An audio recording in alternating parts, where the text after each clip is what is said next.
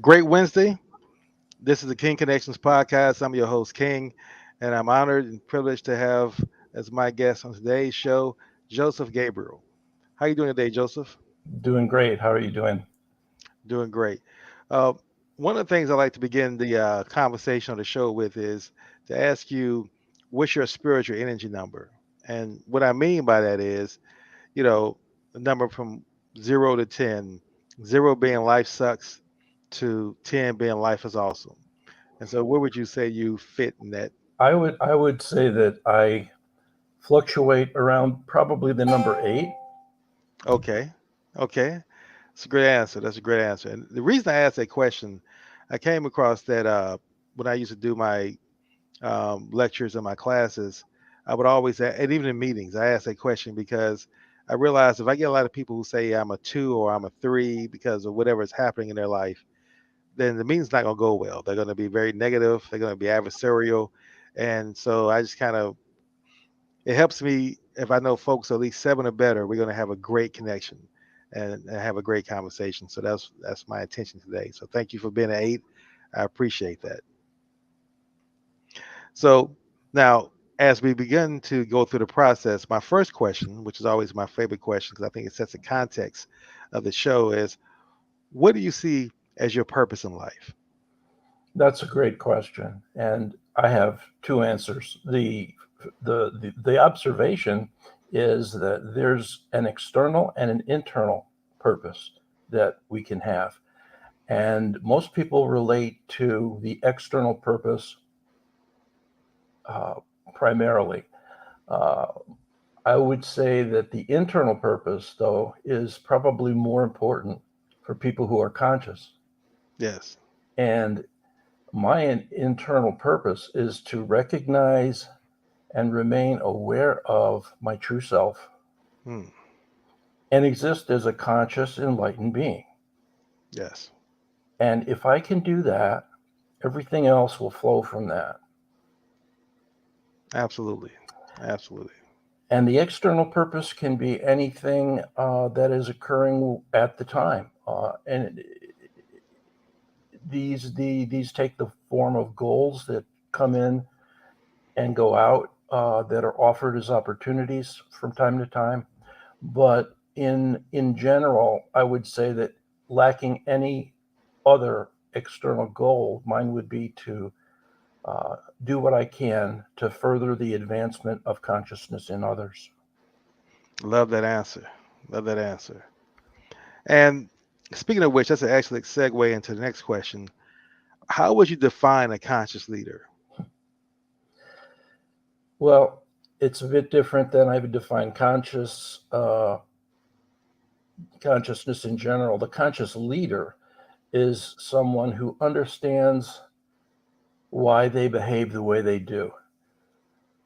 They understand their patterns and their triggers, what triggers them, and they've done the inner work to minimize the extent and the frequency with which they get triggered. Hmm.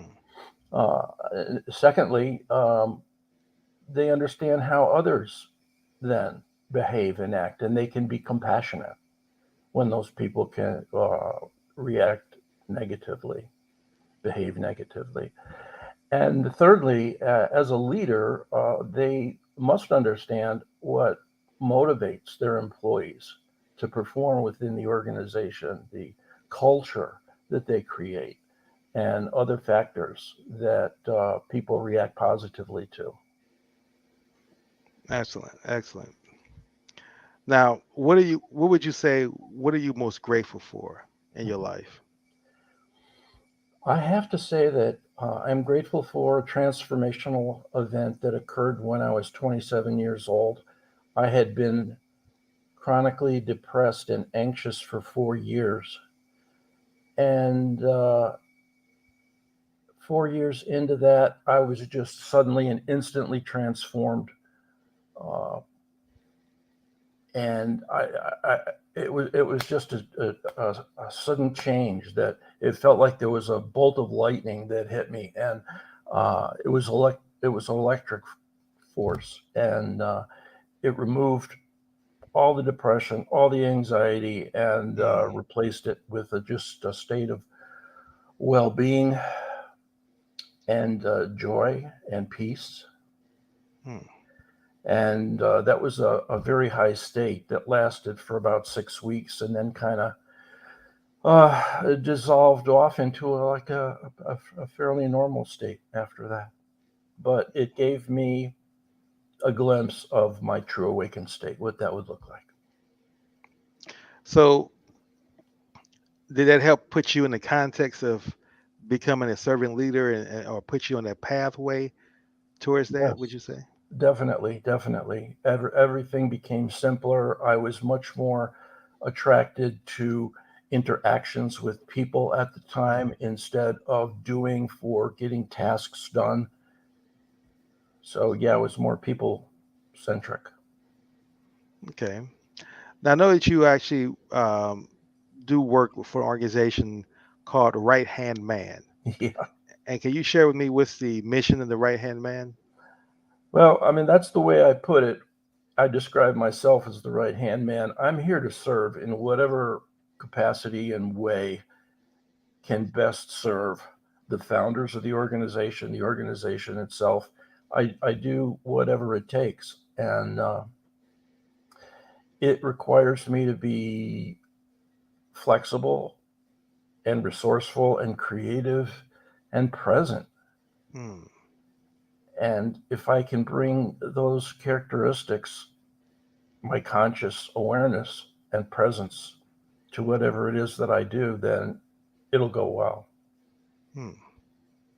That's a very. I'm sorry, did I cut you off?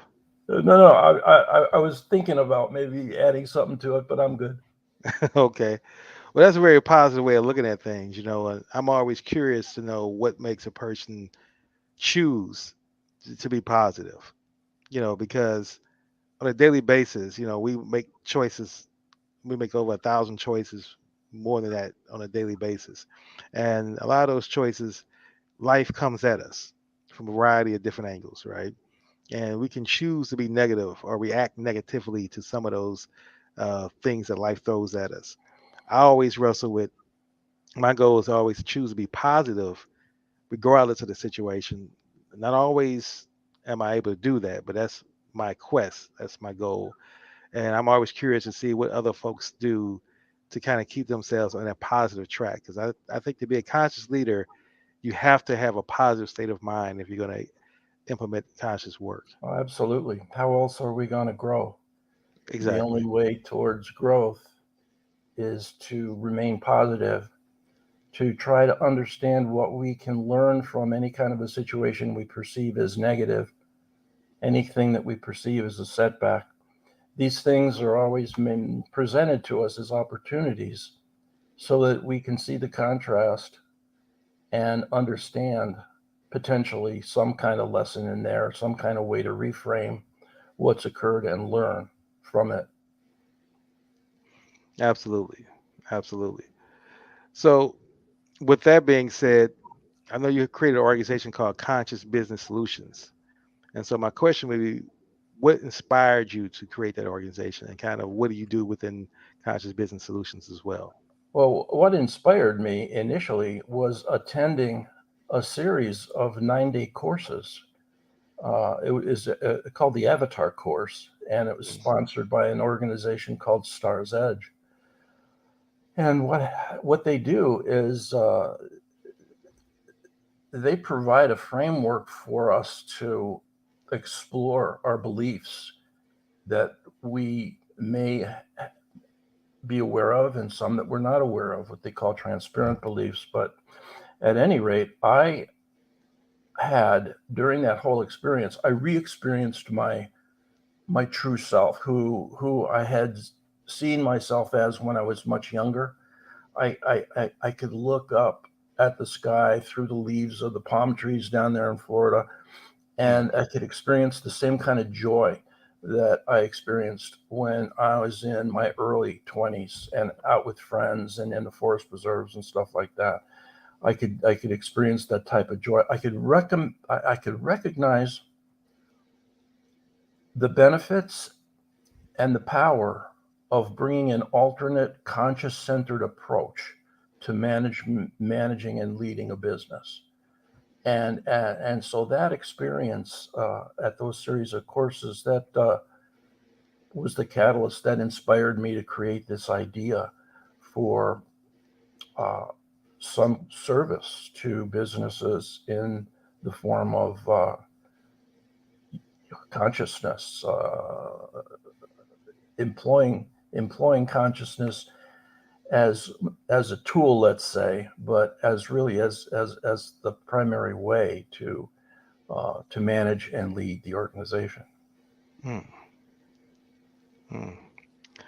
You know, that's an excellent segue into my next question, which is, has there been one decision that you've made in your life that you would say has been the most significant or most meaningful for you? Yeah, that definitely ties into this thought that I had. It's not a decision; it's a change in perspective.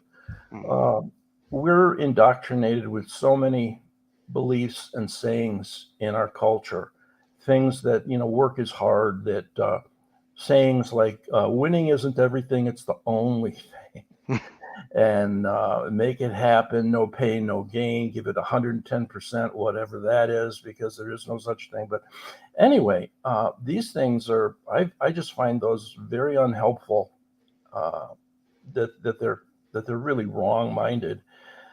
And instead, what I prefer is the belief that we can manifest more, more effectively when we have an unambiguous desire and a clear intention for what it is that what we want, and we maintain that, and then we co-create that with the universe mm, in that positive flow of energy that emanates from consciousness.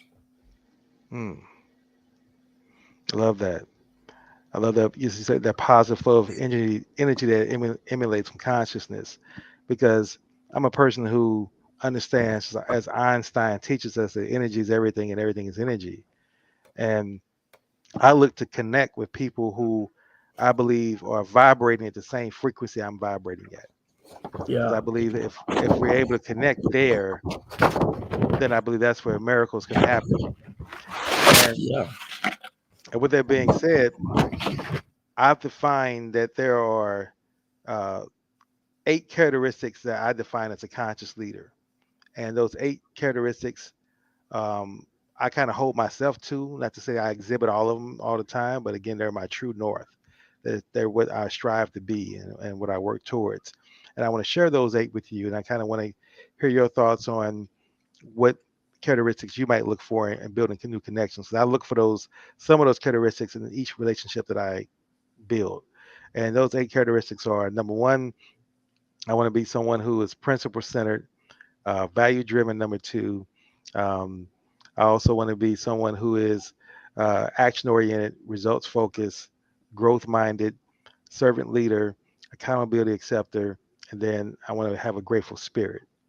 Right. So that's kind of how I want to be known. So if anybody's describing me, that's what I want to be received. If someone's connecting with me, and that's what I look to connect with other folks who not necessarily have all 8 of those, but some of those. More importantly, the growth minded part, because I believe from there we can just kind of grow to the others.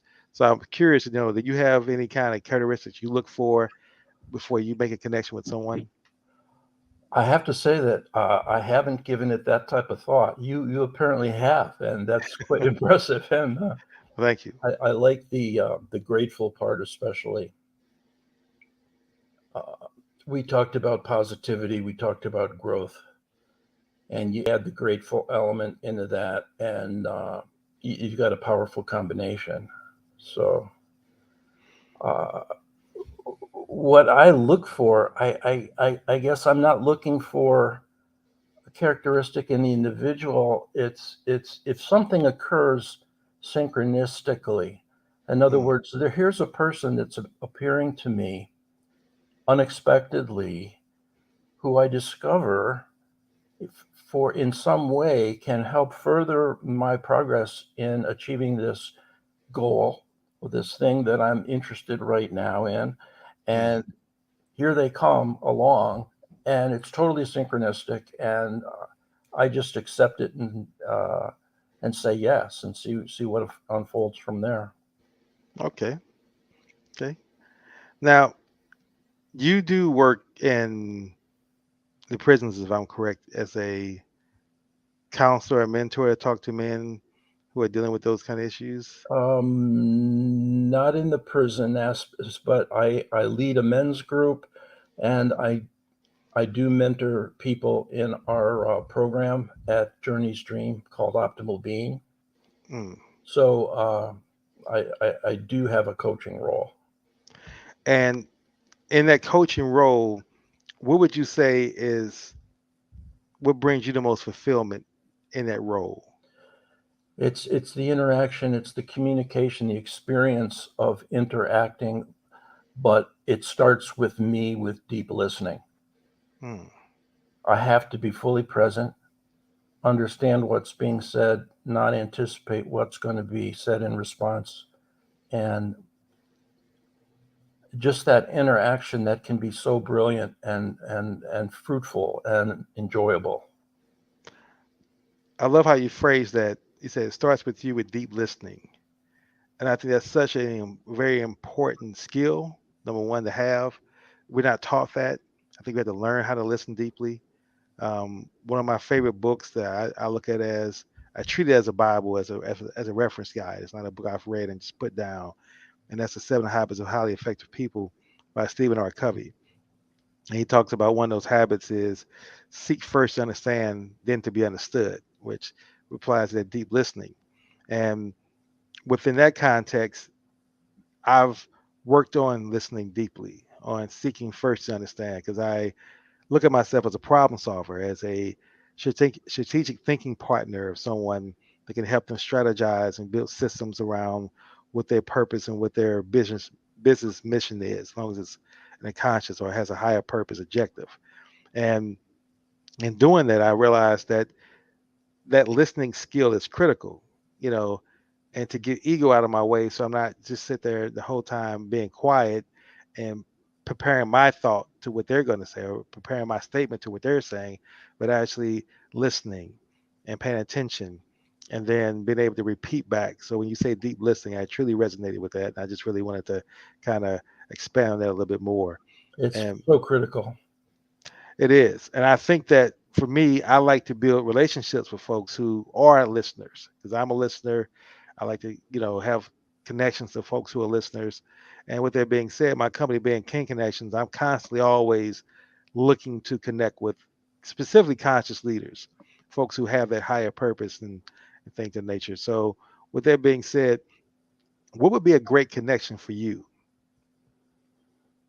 Well, looking at my organization currently and considering where we are, we're still a fairly new organization. We've only been around for a few years, and what we could use is someone who is experienced in fundraising, knows Mm, how to attract a flow of funds mm, to us so that we can flourish and expand and achieve our mission. okay. Actually, it's interesting you say that.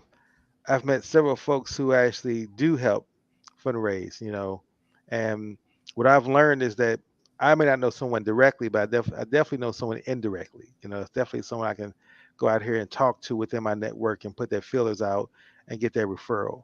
So I'm going to follow up with you on that because I have someone that I've talked to very recently. I just need to go check my notes, who told me they like to work with nonprofits and Wow, help them fundraise, and then I can connect the two and see if there's any synergy there. that'd be a perfect fit. Really, really wonderful. Appreciate that. No problem. One of my things is I look at myself, as I said, one of my virtues is to be a servant leader. And I ask that question when I meet people, how can I serve? Because I'm saying it to be authentic and I'm saying it to be truly meaningful but I also paint the context of how I serve. I serve in the context of connections, of relationships, of listening, of strategic planning. And so it brings me fulfillment. and the feeling rewarding, a rewarding experience, being able to make connections and see something manifest from the connection I made. That's great. And That's your area of genius oh, thank you, thank is this connection. So you. It is it's perfect. And my area of genius is not fundraising. It's not asking people for money, even though I recognize that that's really not the true way to talk about what fundraising is.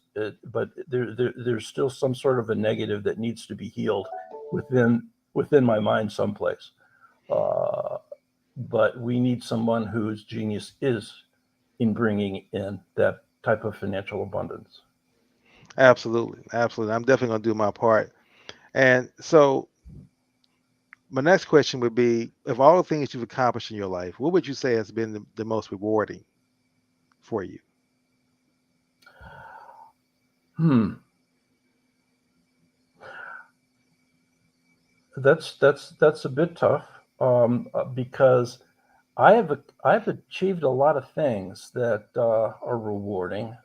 Things that I've been challenged or offered as opportunities. I'll say to make a difference, and this has happened throughout my career. I think about career accomplishments. I know a lot of other people think about family accomplishments. Mm, Those were did not come to mind first. Mine were coming to mind as career accomplishments. But these are all things that I welcomed because I can take whatever problem. That's my area of genius, is to whatever issue or problem arises that needs a solution, something that a vision that needs to be implemented, whatever you call it. Um, I'll take that and work with the powers that be and just make that happen. And I say make it happen, but I'm not making it happen myself. I'm making it happen as a co-creator with the conscious force, which mm, I didn't know how to talk about back when I was actually doing that work, but I mm. recognize now that that's what was occurring. Okay. So there isn't one most rewarding thing. I think I prefer what's rewarding to me now are internal realizations and uh, just the recognition that I am a spiritual being that is having a physical experience, and that I'm a powerful co-creator.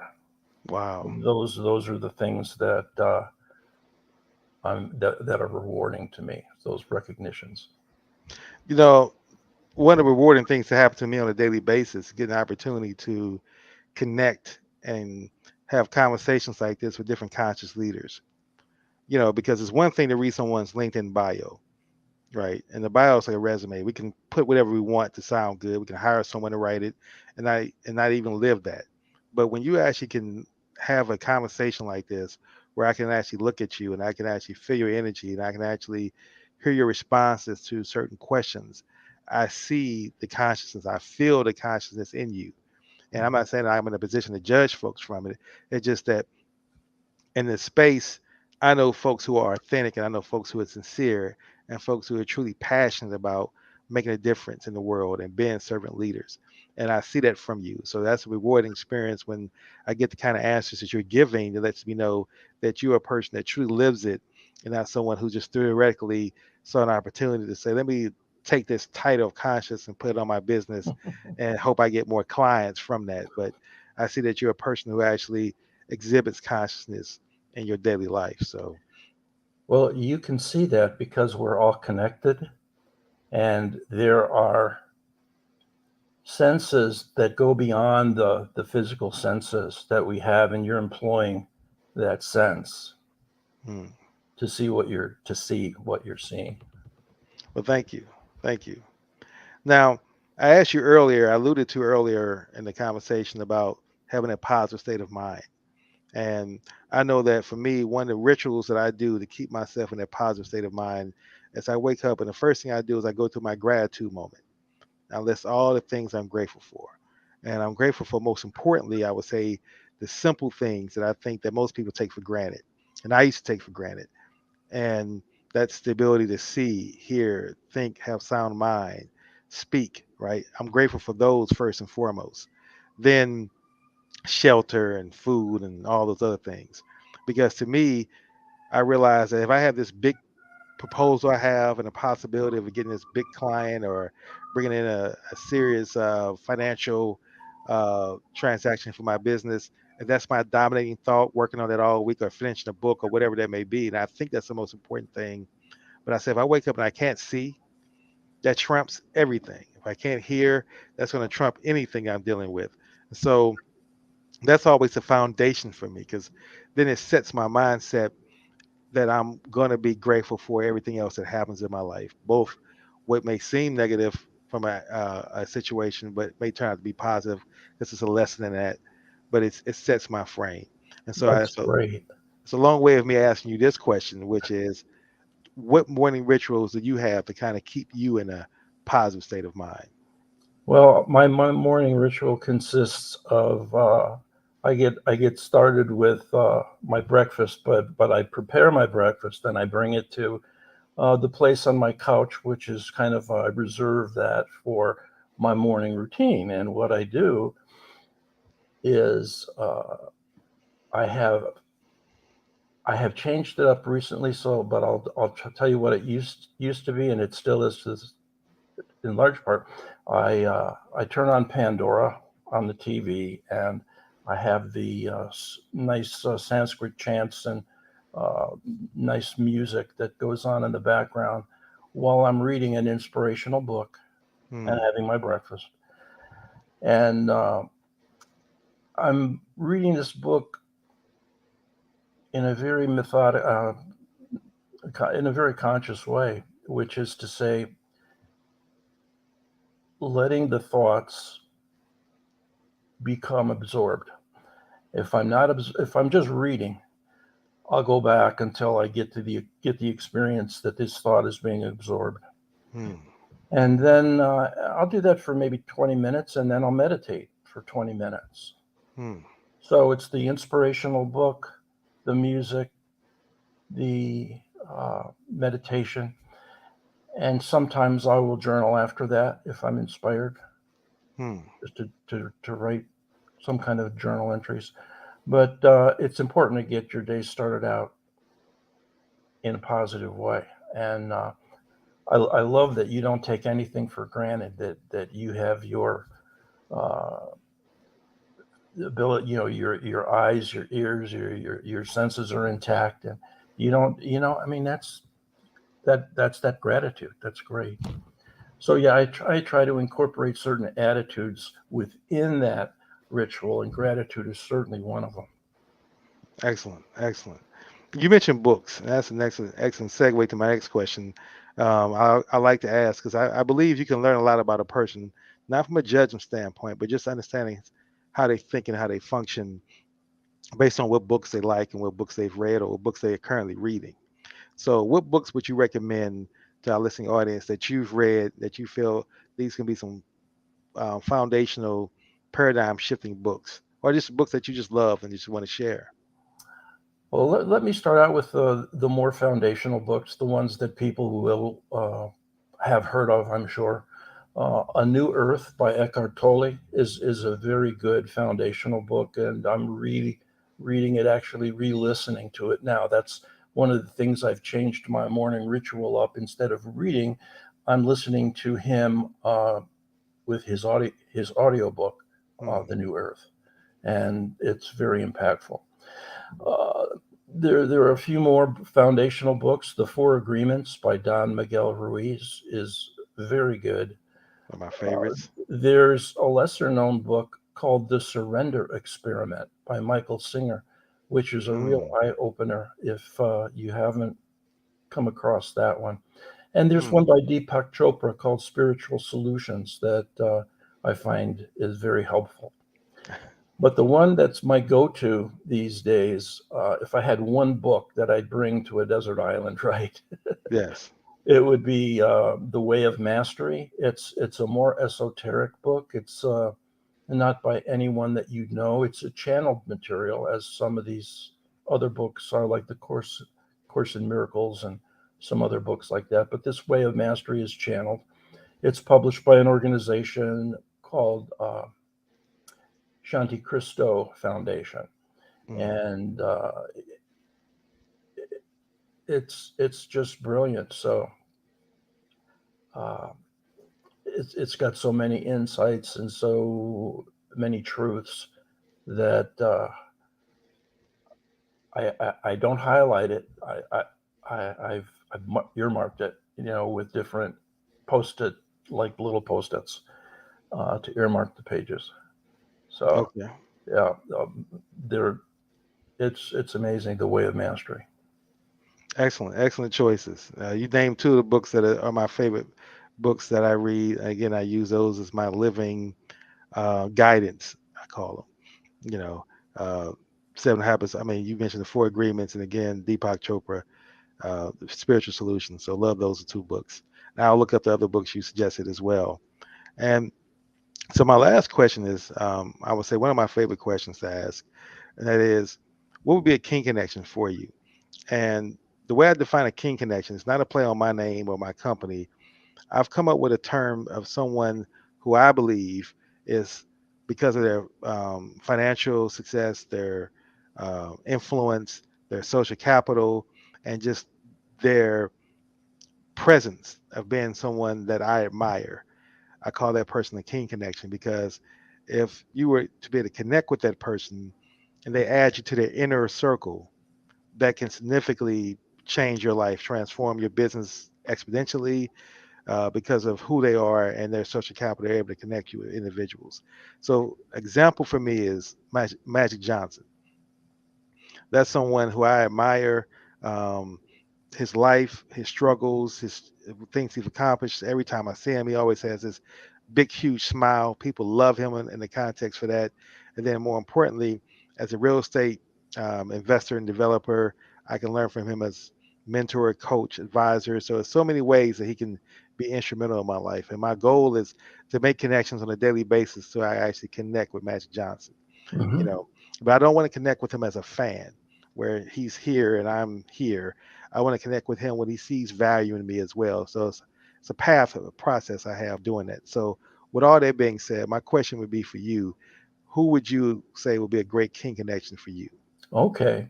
Well, unlike what we talked about before with the connection that would benefit Journey's Dream, right now I would be interested in connecting with someone who I could learn from, who I could see as a way for my path, my continued path forward, to further my path along the road of conscious awareness Mm, and ever deepening and unfolding insights in that area.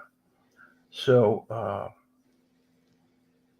and I'm sure that they would find some benefit in their relationship with me as well. So, I'm sure they will as well. but yeah, if that, and maybe introduce me into a circle that they have, of a group of people that are all like-minded, and we can learn together.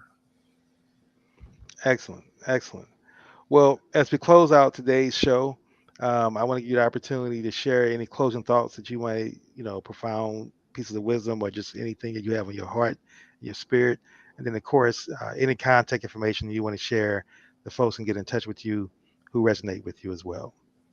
Yeah, just thinking about the events of this world, and uh, I had initially thought that what we're experiencing is a polarization in consciousness, where we're having some people that are acting very negatively, acting out unconsciously, Mm, and then there are a group of other people who are expanding in their consciousness. But now I see it as just one thing, and that is that consciousness is increasing, and that a lot of people are going along with that, but those that can't kind of fall back to sleep. yes. And then we see these negative things occur. So that just helps me deal with it.